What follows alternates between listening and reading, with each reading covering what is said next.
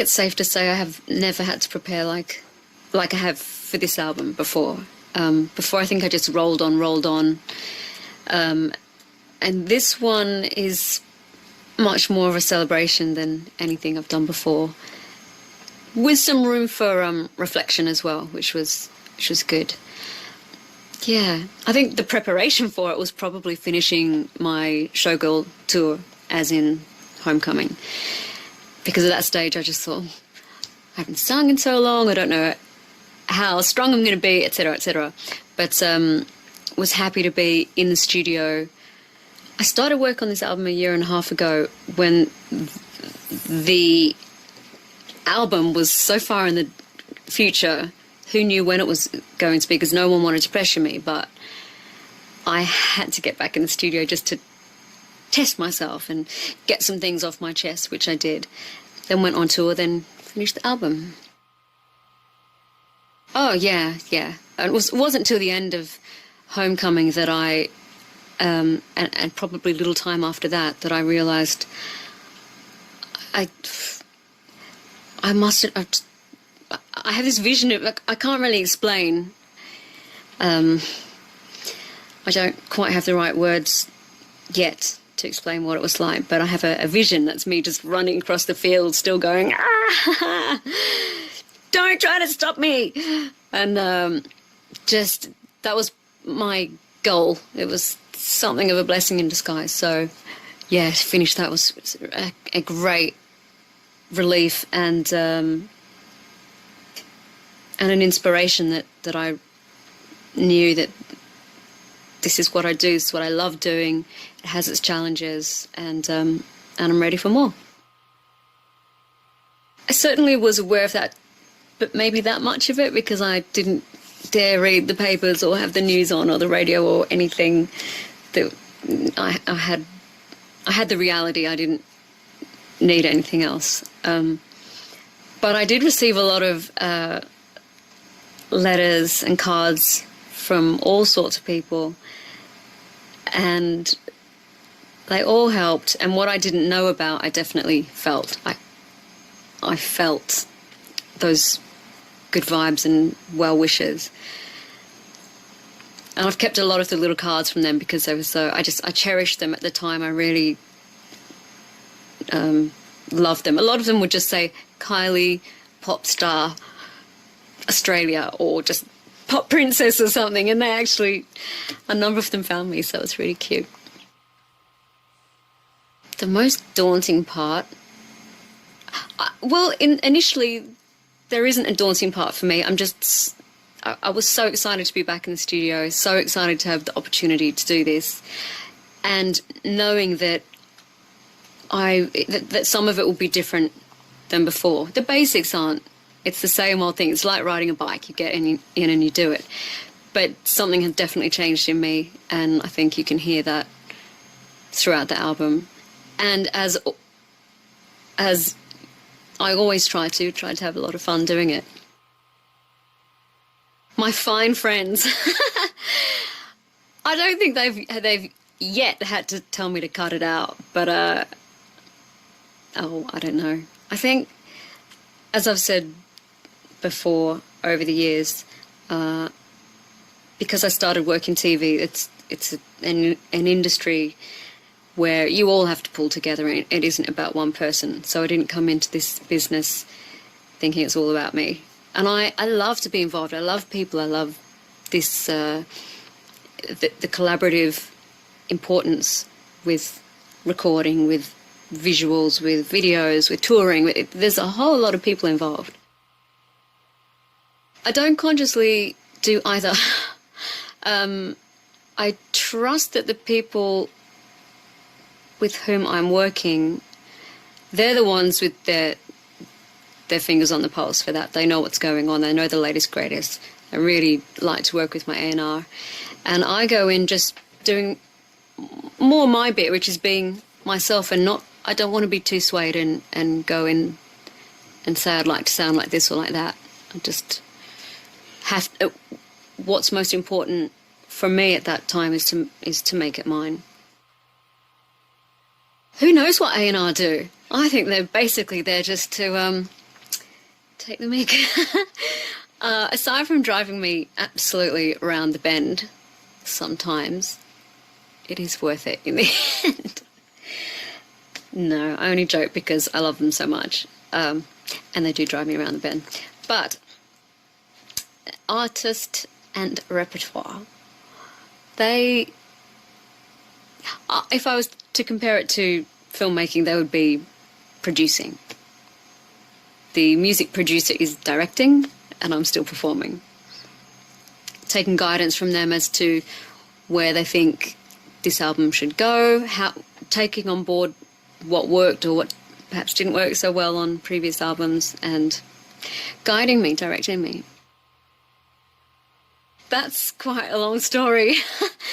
The album has had various working titles along the way.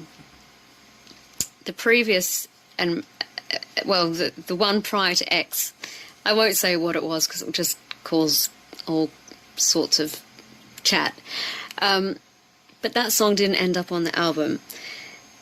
And then at this late stage in the game, we thought, well, it was all sorted. That was going to be the name. And over the past few months, a lot of the fans online had been calling the album Kylie X, whether they made that up or they thought that it was called Kylie X. And so we thought, well, that makes sense. It's my 10th studio album, and there we go, X. Nice, clean and simple. No, I didn't have keywords. I just went back to my favourite words, which are like stars, starlight, universe, a lot of metaphorical stuff. So I thought, these have been used before, but I'm more than happy to use them again. I started in Brighton, then I think it was London, New York, I did some there, Paris,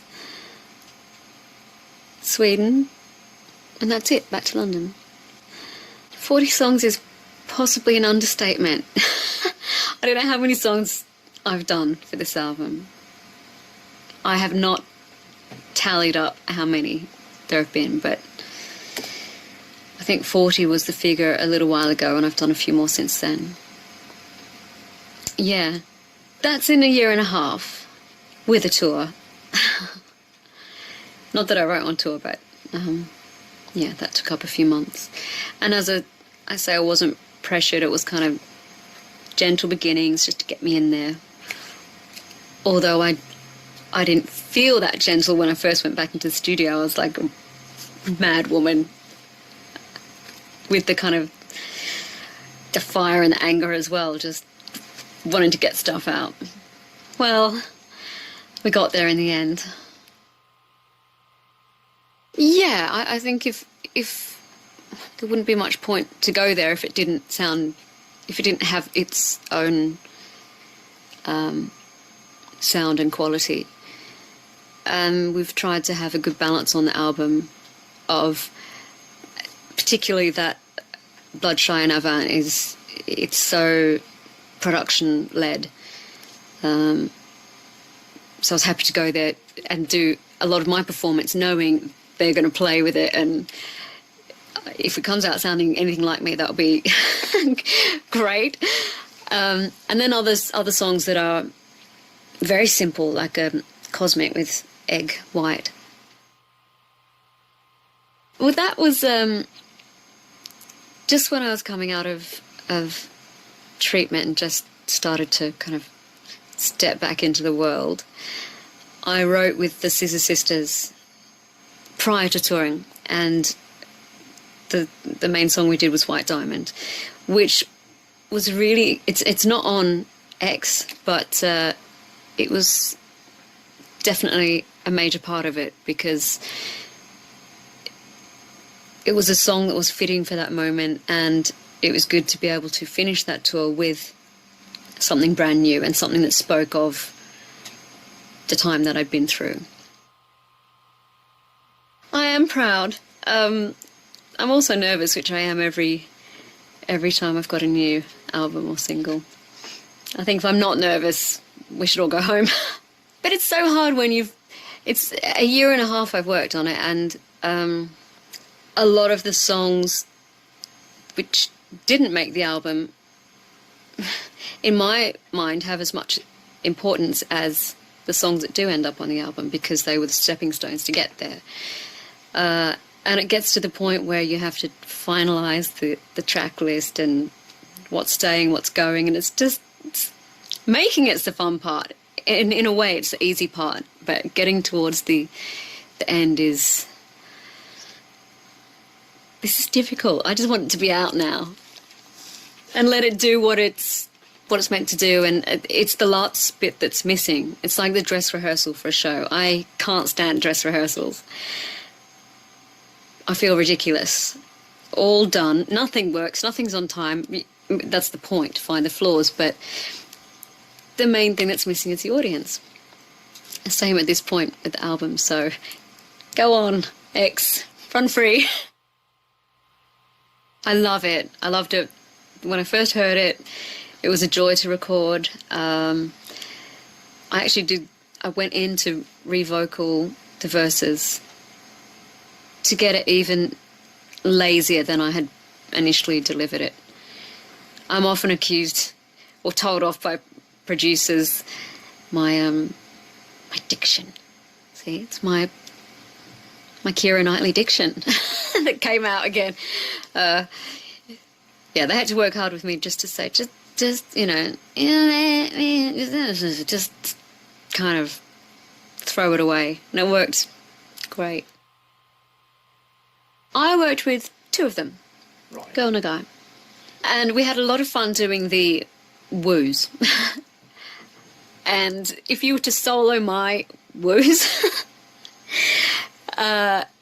we did variations on the theme, but definitely did a lot of operatic type, very like old lady singing at the church fete or something. Woo! Really over the top. I'm in love, woo, I'm in love, woo. It's really hard not to, every time it's like, woo, woo. Imagine all these animals, woo. And it's cool. So we've got both sides of the coin. That was a pretty simple process because the demo was done, and like most demos that make it to me and that we're all pretty well, like A&R and I have decided that we'll do it. It is what it is, so it's just a case of going through and repeating the parts. They came to London, which was very nice, and I think we did that in one day, and we actually knocked out another song that day as well, which didn't make the album, but yeah. It's one of those tracks where I knew it would be cut up, so the recording can seem a bit fractured or something, because I'm not singing it as you do a live vocal. So it's like, do this bit, do this bit, do this bit, and almost working backwards from how they'd affected the vocal to what it was before they'd affected it. Which I think is fine as long as you've got other songs to balance that. Well, I have lived here for most of my life. I don't know, they were just ad-libs. I don't know. Recording with Biff is a lot of fun, and he brings out that camp side of me. I don't think Calvin Harris quite knew what had hit him. But he kept his cool. He's really, to have that freshness and cool. The guy's just cool. He's total kind of, looks like a real nerd, but but he's really cool. Yeah, that's been that's one that's hung around for quite a while. We did it a long time ago, and it's funny how the songs, it's like a horse race, and I've probably said this before. You've got ones that charge out of the gates, and then as the new ones come up, you say, ooh, I don't know if I'm over that one or whatever, but In My Arms has definitely run the course. We'll see how I go when it comes to doing it live, because it's another one of these layer up and layer type songs. It'd be I'll have to figure out how to do it in concert, but I do love it. It's so catchy. And I think to have those kind of lyrics, when they're good, they're really good, and I think they've done them fantastically. Like, from your head bone, temple bone, going through the bones. I mean, we've all tried it at some point, and some people get it right, and I think they do. A little bit jangly. Guy Chambers and Kathy Dennis, with surely the starting point of the track was the Serge Gainsbourg sample from Bonnie and Clyde, which I'm so over the moon that we got permission to use with BB. Yes, it's there isn't really a sister to that track on the album. I actually saw Guy at a function just over a year ago, and he said, "Have I got a song for you?" It's like, all right, where is it? And I've still got to do a bit on it, but trust me, you're going to love it. It transpires that he's spent 4 years working on this track on the song, from having the track, and I think Kathy put one thing over it, which they then changed the whole the song over the track, then to get permission, then to make it work for me. Then I went in on 2 occasions I did it once, then went back in to do a few things differently. But I love it. It's hot. No, it's very down to business. Kathy's very finicky with the recording process and the delivery, and the tiniest things make a big difference, so it's kind of got to concentrate. You don't just kind of go through and sing it a few times. There's a way she hears it, and she's right. It makes a difference. Probably in my mind I'm thinking, as I'm doing it and it's not working, I'd be thinking, okay, what's the other way around this? What can I do? And I mean, I get most things so quickly that when there's something I don't get, I'm really furious with myself. I'm just going, why can't I get that? It could be something so simple and so nothing, but that there's some reason that I probably need to eat or something. Having a sugar low. It's so sing-along. Some of my time in Ibiza, we were in the back seat and playing tracks just to get used to them in different places. So the car is one of the best places. And Heartbeat Rock came on, and it's just so, God, it makes me feel 16. Ladies in the spotlight, boys are checking their type. Yeah, it's fun. Yeah. And it's one of my favourite parts on the entire album is in the second verse, after boys are checking their tight skirts out while their hips sway. There's just like a second of nothing, and that's where Calvin is.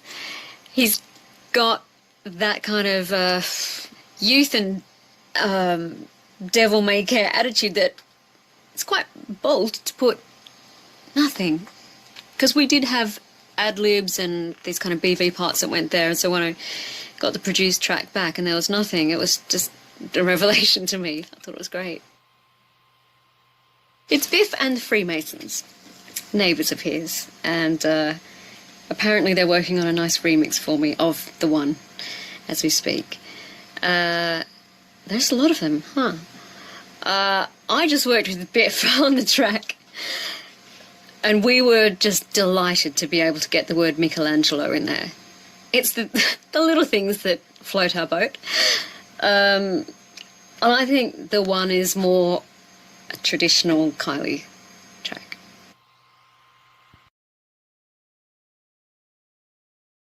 Okay, No More Rain has a history. It's another track like Cosmic, where I had written the lyrics, and Karen, Paul, Bloodshine Avant and myself, we'd all worked on another track called Cherry Bomb, which is another famous track that didn't make the album.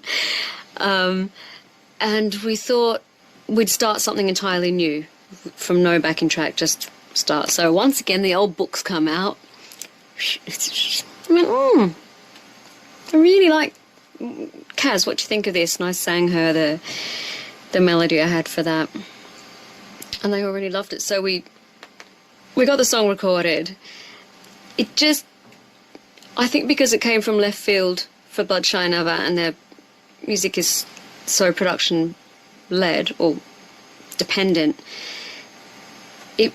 we ended up handballing it to Greg Kirsten, who reproduced it.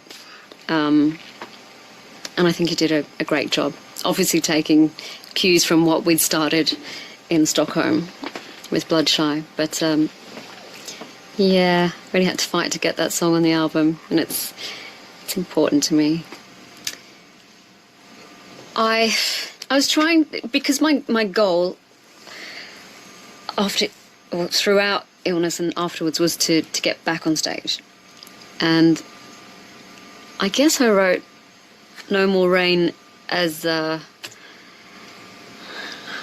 almost like a mantra, something to positive thinking. And so I was trying to picture myself on stage and what it might be like to be back there. So Wave of Love coming over me is the audience. Got a glitter drop fall and I'm on my knees. Got Sound of You ringing in my ears, which is the noise. Sun come up on another day, got a second hand chance, going to do it again. Got Rainbow Colours and No More Rain. So I really, it does sum up where I was and the help that I got from all kinds of people, as we spoke about before, even people I'll never meet, never know about, but I felt the goodwill. So yeah, that's No More Rain. I love this track. That was a last minute arrival. So the guys flew to London to record that with me, and I heard the demo. I thought it was a girl singing on it, but it was actually a guy, little Eddie, who was in the studio at the time. So it's really good to be with the writer and blend with his vocals. And it's unexpected for me, but I think it sits really nicely at the same time. It's, yeah, Cutfather and JJ. I mean, I think in the last number of years for pop music, they've been instrumental. Those guys, northern types. And also, well, I only got to Copenhagen, but it was lovely to be in situ and in their environment. Yeah, Look to the Rulers and the Meaning of Life. That's another one that was written in my first or second session with Biff in Brighton. We've worked so many years together, and he's got a wonderful studio set up where it's made so easy. His engineer is like Edward Scissorhands. I call Biff Moneypenny because he likes to type up the lyrics, and I like to point out the spelling mistakes and when he's out of the room, fix them. So yeah, he's Moneypenny, and we might do 1 or 2 songs a day. And I think my experience with him is we crack through them, don't bore us, get to the chorus, get them out, and then see by the end of the week which ones you're liking. But don't overdo it initially. I think Helena McGew from Parlophone is credited with that. Don't bore us, darling, get to the chorus. But Stars was, I think it's a really different track for me. girl tonight. Yeah. I think I had all those thoughts swirling around in my head at the time. And stars don't shine in singular places. You do, and I found that in the most depressing of times and most trying times, I still laughed. I cried a lot, but I did laugh too. And throughout something that was what it was, I learnt so much, and you do, if anything has a twinkle to it, you see it, and it's not necessarily in the sky. Just find beauty and joy and possibility and hope in whatever you can. What a fine team. We loved working together. Karen Paul is a diamond, and we've now worked together for a number of years and really struck up a friendship, and she knew so much more about me, and like she could predict probably, she's probably going to want to do this or this. It's nice to have a girlfriend around. I think we had trust in each other that if one of us is running late, then we're going to kind of get on the right track anyway. You know what I mean? And our registers are the same. So when I was being really, really lazy, I'd say, Kaz, can you go and do that, baby? That, all right. And she'd have to adopt what was called the sumo pose, because my microphone's here and no one else is here. So instead of moving everything around, she'd be like, right, okay, go. And do a few quick passes of BVs. But Wow was recorded in Ibiza. Forgot to mention I went to Ibiza, yeah. Which took an enormous amount of organisation and employing ample amounts of feminine charm to make that happen. Because I was tired of working in dingy studios in London, and August was upon us, and I really felt like I'd started to lag with my energy and my enthusiasm for the project. And so I suggested that we all go, Karen, Greg and myself go to Ibiza, set up a studio in one of the rooms in a villa, which we did. And the day we arrived that afternoon, we wrote, wow, because this place was wow. I worked in London with Greg Kirsten, which was my first time, and then second round in Ibiza. He's incredibly interesting and so talented and lovely, and the three of us, we had a really great dynamic going on. He played guitar and he did everything. He's like a one-man maestro. It's just, he'd come out with these incredible chords, and Kaz and I would just be like, yep, okay.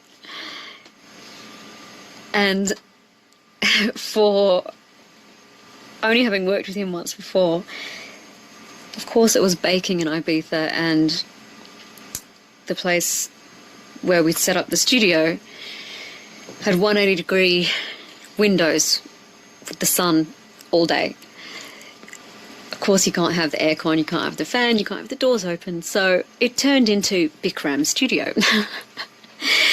And literally, Kaz and I would said, oh, you don't mind, Greg, do you? Just bikinis and a sarong or something. Dripping in sweat by the end of a few passes on the mic, we'd say, right, is that it? Okay, cans off. There was the other joke about, yeah, this is great 35-degree weather to have, like, earmuffs on in the form of cans. So we'd just throw everything off and put the fan on, open the door. Great way to record. So you can imagine how thrilled I was that I pulled it off, because I thought, I had a lot of people say, oh, no, it's too hard, you can't do that. But we did, and we got a single from it. Not really. I'm just the messenger. I think Nudity's great. The first time I heard it, it's written by Karen Poole and Bloodshy and Avad. I didn't get it. I liked it, but I just couldn't. It took me maybe 3 listens to figure it out. And once you have figured it out, it's really fun latching onto the odd beats in it. Oh, if you were to compile all the giggles and noises, and they just happened to take one silly thing that I'd done, and it ended up on the record. Dotashimashite, which means you're welcome in Japanese, and I have no recollection of how I ended up saying that. I must have been saying something else beforehand. Yeah, Egg White. I had 2 days with him, so this was on the first day. Isn't that crazy, come to think of it? You have 2 days with the writer and 2 days and 2... I mean, you know you're working with great people when there's hope that something will come out of those 2 days. Yeah. What? Parlophone were very good in not pressuring me. But as the album started to take a kind of form, then we knew what was missing. And one of those things was a song, not production-based, not about the dance floor. So I went in with Egg, and he's got this crazy studio at his house, and he tends to leap over all the equipment, and he's like, yeah, we need some drums there, and he'll really like clamber over things, and things are crashing, and we knocked this song together. But prior to there being any instruments on it, we just sat down and chatted for a long time. I kind of felt like I was on the couch. And wanted to know what I wanted to write about. And so I just I always have a notebook with me, which I only pay attention to when I know I'm in a songwriting frame of mind. So it's full of bits of serviette with notes and papers and scraps. And I came across these phrases that I'd written a few months prior to that. Starting with, I wanted to write a song called Cosmic, and he really liked that, so we did it. And even if it never went anywhere, I was already happy, because I did want to write a song called Cosmic, and I did. I think I wrote that in Melbourne towards the end of my treatment. So I was just starting to think about things like that. I didn't write anything throughout most of my treatment. And I just started making a list of things that I wanted to do. Wanted to write a song called Cosmic, wanted to get a view of the earth, wanted to speak without being interrupted, to say what I want to say no. Just things that have been not necessarily bothering me, but things that I needed to address. It probably felt quite floaty as well. Yeah. It's such a joy when lyrics or an idea have found their place, and what's more, people like them. That I've made it at all, yes. That I took my time. I think I'd probably be most proud of the fact that I really, with Cosmic and No More Rain being, and Stars perhaps, songs that touch upon my illness, but I've never wanted to go on about it. But I think it would have been unfair on my fans to have an album without any part of me and that experience in it, because it is very much a part of me now. At the same time, I wouldn't have liked to deliver an album full of that type of material. So I think we've got the balance right. I feel, now that it's about to come out, I'm starting to feel quite excited. Hi, this is Kylie. The next track you're going to hear from my new album X is the first single, Two Hearts.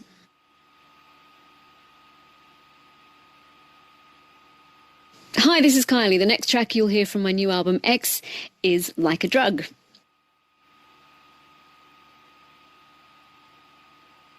Hi, this is Kylie. Coming right up, In My Arms. Hi, this is Kylie. From the new album X, this is Speakerphone. Hello.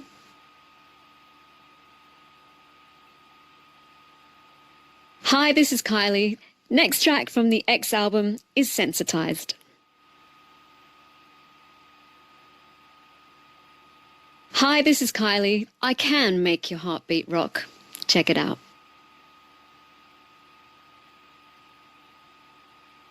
Hi, this is Kylie. Coming right up, The One.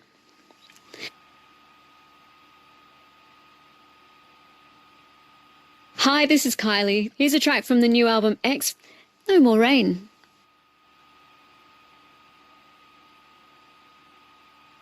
Hi, this is Kylie. The next track you're going to hear from my new album X, this track, All I See.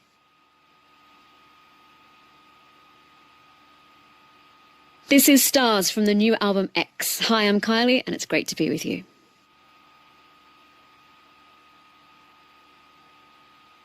Hi, this is Kylie. Next up, I'm going to sing Wow from the X album. Not like wow, I'm going to sing, but I'm singing Wow, the song Wow.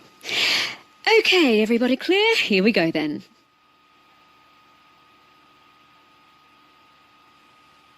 Naughty song time next. New dit. Look away, kids.